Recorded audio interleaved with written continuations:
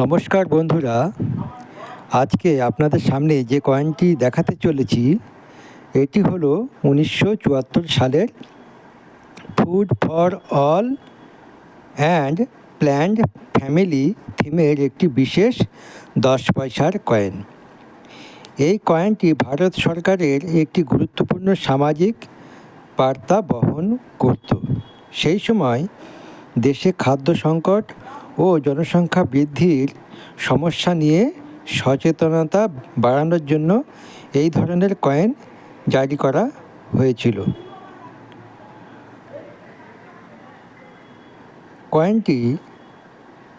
কয়েনটির এক পাশে অশোক স্তম্ভ দেখা যায় এবং নিচে সত্যমেব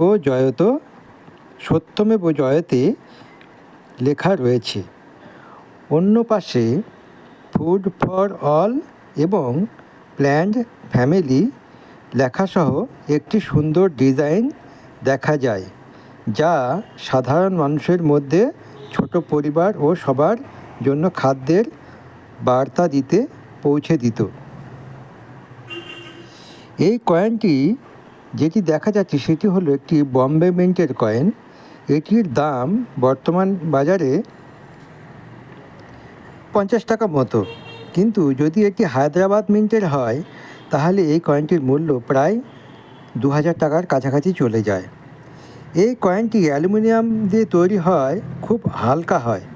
বর্তমানে এই ধরনের কয়েন কালেক্টরদের কাছে বেশ জনপ্রিয়, বিশেষ করে যদি কয়েনটির অবস্থা ভালো থাকে তাহলে তার সংগ্রহ মূল্য আরও বেড়ে যায়।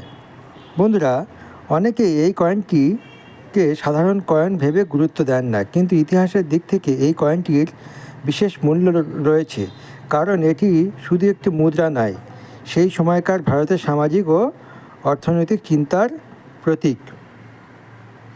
আপনাদের কাছে যদি এই ধরনের পুরনো কয়েন থাকে তাহলে অবশ্যই যত্ন করে রেখে দিন, ভবিষ্যতে এই কয়েনগুলির চাহিদা আরও বাড়তে পারে।